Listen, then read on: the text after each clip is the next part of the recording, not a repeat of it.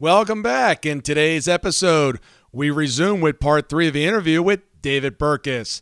If you haven't already listened to part 1 and part 2, please begin there. In today's episode, we discuss why the management process needs to change in modern business. And he discusses his new book, Under New Management. Welcome to this edition of Peak Performers Podcast with your host, Thor Conklin. Thor will be sharing the necessary tools, strategies, and psychology you'll need to become a peak performer in any area of your life or business. Thor Conklin here. We give you the tricks, the tips, the tools, the strategy, the technology, and the psychology peak performers use in order to get more done and execute at the highest level. If you know what to do but struggle with getting it all done, or simply want to raise your game to the next level, this podcast is for you. Sit back and enjoy. I can't let you go without speaking about the new book. So give us an idea of what's coming up, and give us some insights that you found that you were really quite surprised that they occurred. Yeah, so in terms of under new management, so the fascinating thing to me in this one was, again, why do these really counterintuitive sort of anti-best practices, right? And actually the working title in my mind for the book was The Worst Best Practices, because it was this idea of these things, if you put them up against standard operating procedure, would look ridiculous. And yet they're working better than business as usual. So why, right? And a lot of them have a really good basis behind them. The overarching gist of it, of under new management, is that the way that we're working and the type of work that we're doing has shifted. Most of what we know about leadership and management was written for an industrial era, right? So Frederick Taylor was the first ever sort of management theorist, and he had brilliant ideas for how to manage a factory, meaning a set of employees who do repetitive tasks along an assembly line in order to produce a product. And very few people still work in that industry. Even the factories that we are running in today are so technologically advanced, I don't think Taylor would recognize them. But a lot of people, are moved from the factory to the office and gradually have to do more and more creative work. Not maybe creative work like they all make movies or they're all graphic designers, but all of us have to solve customer problems or solve internal problems, have to come up with and brainstorm solutions. We don't make things anymore so much as we come up with ideas that then guide our ability to make things. So the nature of that work changed, and very few people kind of realized that the rule book, the manual, the way that management was built was we took Taylor's ideas and we built off them and built off them and built off them and built off them. Well, the foundation is still that industrial era. So what I'm looking at are actually a set of policies that individually seem crazy when you look at them together, when you take things like unlimited vacation and paying people to quit. But when you also take things like companies that don't have a formally written org chart because they rearrange so much, or companies that actually think management is so valuable it shouldn't be left to just managers alone. And so they fired the sort of manager title and equipped everybody to help keep track of resources and make decisions and that kind of stuff. Those companies are thriving because their foundation is, well, let's start from the fact that we're doing creative work, we're doing knowledge work, and the system that we build has to build on that foundation. Otherwise, it's not going to be effective. Was it the type of people that they were hiring? Was there a type that didn't fit in? Was that anywhere in the... No, I mean, so the type of people you're hiring obviously matters, right? So quality people, et cetera. But I'm more of a process person. And I think it's the fact that when you take good people and you stick them in a process that was designed for bad people, right? So Taylor's ideas were designed on this fundamental assumption that people were going to try and do the least amount of work for the most amount of reward. So let's design a system where if they don't have to work extra hard, we want to find the right symbiosis, right, or the right balance between their wanting to do the minimal amount of work and they're being driven by external rewards. If it sounds like I'm treating people like they're dumb, it's because Taylor treated people like they're dumb, right? And so when you put good people into a system built on that, and then you ask them not to build a car along an assembly line, but to totally redesign an automobile to not use gas, right? If you put them in that system, the whole thing falls apart. And so these companies, it's less about hiring good people versus bad people, and it's more realizing that the process that we're putting everybody in makes bad people. We need to change the process. What about the open kind of work plan or open office space environment? I got to tell you, I must be the only one I feel like sometimes that just, I don't get it. You're not the only one. It's actually almost every interview I do, people want to talk about it because they all hate it. And there's a reason for that. So there's always, you know how there's always like the good reason and then the real reason? You know, in stuff, people will tell you the good reason they did something, but you know there's a different reason. It's the real one. Okay, so same thing applies with our trend towards open office spaces. The good reason is there's some interesting research about serendipitous moments and increased collaboration and better communication that happens in an open environment. And that's valid. That's true. Yes. The research is there. Yeah. The real reason is that it's cheap. Open offices have a square footage per person, the lowest of any type of office design that you could use, right? So backed by or emboldened by a little bit of good research, we started rolling out this really cost-effective way. And what's interesting is we started looking to, I think a lot of times, looking to the tech companies that were, oh, look, they're incredibly creative and they all have an open office. Like, yeah, that's because they were trying to figure out how to cram 12 people in a garage. It has nothing to do with them wanting the optimal office space. And unfortunately, I mean, the research supports the idea that every design decision, remember, I'm a process person, every design decision has costs and benefits. Benefits are exactly what I said with collaboration and all that sort of stuff. The costs are increases in stress levels. My favorite study shows an increase in sick days taken in open offices. So people are either sick or they're sick of their open office, right? Increases in noise levels and distractions, all sorts of costs that arguably, I mean, I believe more than offset the benefits. So I think it's actually costing us more. The solution that smarter companies are going to now is to over-design their office. What I mean by that is in order to create a palette of places, a variety of different types of working environments, from big open spaces to closed-off cubicles to meeting rooms of all sizes based on people, you almost have to design an office that if you've got 100 people, you can seat 150, right? And yeah, that's costly, but you reap the benefits of both sides of the open versus closed debate. So in time, it kind of, you get an ROI on it, but it's definitely costly upfront, really hard to sort of justify with a spreadsheet.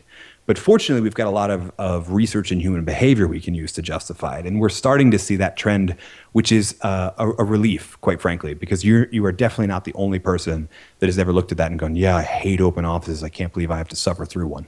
Well, I mean, I think it'd be fun if I didn't have to get anything done. But if I wanted, no, it'd be like high school, right? Like exactly, I love high school. It's just the classes get in the way. Yeah, that's exactly right. It's really fun to go hang out with people for 8 hours. Oh yeah, I'm supposed to do work. Oops. Yeah. It's like how do we get that done? If you had the ability to go back and talk to your 13-year-old self, what would you tell him? Besides, like, dating is a total waste of money. I mean, the truth is probably the only, I wouldn't give him any advice like change this, don't do this, etc., because I like where I'm at now. Probably the only thing I would tell him is it's all going to be okay, right? That everything, and truthfully, I wish my 53-year-old self would come walking through that door and say the same thing to me now, right? Because I think when you're in the moment, it's so hard to see. We're balancing different ideas. We're stressing over certain decisions. And I like where I'm at now, which means my 13-year-old self did a pretty good job. So that's the only thing I would go back and tell him is like, quit stressing out. It's all going to be okay. Yes. If you had 90 seconds to leave advice for your kids, what would you tell them? I would probably go back to that Naval idea because for one thing, I only have 90 seconds left to give them advice. But it's that idea. It's great to look and be energized by the future. It's great to look longingly back and reminisce about the past. But the better thing to do is invest your time, your focus, your energy on savoring the actual moment. It's not that everything is meaningless. It's just that everything is transient, here today, gone tomorrow. So enjoy it today so that tomorrow you're not looking back longingly and thinking I missed something. That was like 57 seconds. That was pretty good. I love it. We are at the part of the program which is called the Rapid Fire Execution Round. You're going to have 12 questions to answer in 2 minutes. Why 2 minutes? Peak performers do not put things on their to-do list that take 2 minutes or less. They just knock them out. I love it. Are you ready? Sure, let's go for it. Person you trust to tell you the truth about yourself, even if it's hard to hear. My wife. We've been married long enough. Name one decision in business you wish you had never made. I wish I never would have spent that evening trying to perfect my rate sheet when I didn't have fees worth it. What time do you start your day? Between 5:30 and 6 in the morning, usually because one kid or the other is screaming. Slacker, not getting up at 4:50. I know, right? I'm sorry. What's your top priority in life? My top priority in life is faith and family. So my wife, my two boys, and making sure that we are living that life well lived. Very nice. Most useful app you're currently using? Probably the Facebook Groups app. So it's a different app than overall Facebook. It doesn't get you distracted with all sorts of stuff. I'm just a part of a lot of really cool Facebook groups of writers and speakers and that kind of stuff. And I like that app more than Facebook itself. Whose phone call will you take no matter what? I mean, the president, doesn't matter like which one or what office, but yeah, I'd probably take that call. Maybe also the Pope. Let's go with that. All right. Most meaningful book you've ever read? Besides the Bible, The Opposable Mind by Roger Martin, which we kind of already talked about. That one I reread often, actually. Most impactful speaker you've ever heard, and what did he or she say? So I'm going to give you a different answer. So most impactful have been people like Simon Sinek and Dan Pink. They're great speakers. They're great persuaders. And really what was the most influential for me is watching them and going, I bet I could learn how to do that. And that's what I've been working on. And I'm probably not at Simon Sinek's level yet, but I'm getting there. Name the skill that you have that you're most proud of. Well, I'm pretty good at jiu-jitsu, but I'm a way better writer and speaker. Number one thing you'd like to learn in the next 6 months. I would probably like to learn a different way to type. The QWERTY keyboard seems really inefficient, and I have friends that figured out faster and more efficient ways and swear by them, but I don't want to find the time to actually relearn it. Is it on the same keyboard? No, it's a different keyboard. So they rearranged the letters to be more efficient for your finger flow. Like QWERTY, so this might not take 2 minutes, but QWERTY was actually designed by people making typewriters to slow down your typing because the machine was getting jammed. And then we stuck with it forever. So there are people who have redesigned it to find a way that works better because of electronics, can work even faster because it doesn't jam up your fingers. And they're totally different keyboards, but you got to relearn how to type. And that takes probably 6 months. Wow. That's a new one. That was worth the little distraction. Yeah, that was a timeout. Exactly, timeout. Well, we're here to bring the tips, the tricks, the tools. We're not about the 2 minutes. Yeah, there you go. All right, so the one thing that you were told that turned out to be the most true. The one thing I was told to be the stories that we tell ourselves are true even if they're not true. So if you're looking at the world in a certain way and it just doesn't seem to be fitting your model, it's probably because your model's wrong, not because the world is trying to do you wrong. Absolutely. Name a profession that you'd like to attempt other than your own. I think it'd be kind of cool to be a chef, but only like the famous celebrity one. I don't want to do the line work to actually go through it all. But, it'd be kind of cool to open a restaurant and be that cool place to be every once in a while. So, yeah, we'll go with chef. I like that. I just made an investment in a restaurant. Hey, see, there you go. And I don't have to cook either, so that's all good. Yeah, maybe that's what I want to be, a restaurateur, not the actual chef. Well, yeah, most of them aren't worth investing. This one, the gentleman's a good friend of mine. He's the chef of the year, and I trust him. But most restaurants probably are not a good investment. Name the best decision in business you've ever made. To quit the pharma industry and take the leap, even though I hadn't finished grad school yet, into doing this whole thing. And I wish I would have made it sooner. Favorite thing to do when you're not working? If besides playing with my kids, it's probably heading to the gym and doing jiu-jitsu. Name one thing that you did poorly last year, but you do better this year. I like to think I get better at speaking and writing every single year, so that'll apply any year you ask it to me. One thing you must do every single day. I wake up. No, to go back to our gratitude thing, I have to forcibly remind myself to be grateful for stuff in order to not burn out, like we were talking about that balance before. I'm not a naturally gracious person, so I have to force it of myself. And I like to wake up. That's good advice. Yeah, I do have to wake up. That's like the first rule of the day. So, yeah, maybe I have to do it at 4:58.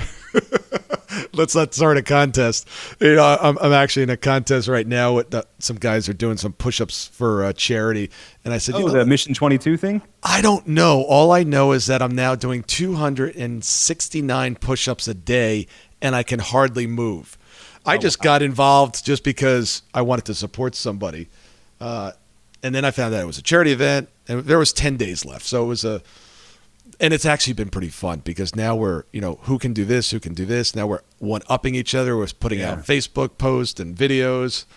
So, Yeah, that's cool. Yeah, no, so Mission 22 is a nonprofit raising awareness for veteran suicide. And there are people, sort of like Ice Bucket Challenge. You do 22 push-ups a day for 22 days, and you tag somebody to join you in that challenge every once in a while. A lot of the folks from Mission 22 have actually been a part of our gym, because my jiu-jitsu studio is owned by a former Marine, and so we definitely tie into that. It's an amazing cause. So, yeah. Awesome. Do you know how they can get more information on that, the listeners? I would assume type Mission 22 into Google. Awesome. I don't want to give you the exact web address because I might get it wrong, okay. But I promise you if you type that in, they'll find it. Well, great shout out. Speaking of shout outs, tell our listeners how they can get more information about you and how they can contact you. And so after you've Googled Mission 22, you can type my name into Google or go to davidburkus.com. That's probably the best place to go to find info about me, about the books, about the podcast that I run. I mean, I know you're already a podcast fan, so hey, add another one to your list. But all of that is at davidburkus.com. Awesome. David, any parting advice for our listeners? Havel, everything is not meaningless, but it is transient. Enjoy it. You won't look longingly at the past if you actually can savor the moment while you have it. Awesome. Great advice. Thank you very much. I know the listeners are going to absolutely love today's show, and we look forward to having you on again. Oh, thank you so much for having me. This has been great. Every peak performer that has ever lived or will live does one thing extremely well. They know how to take their ideas and execute on them.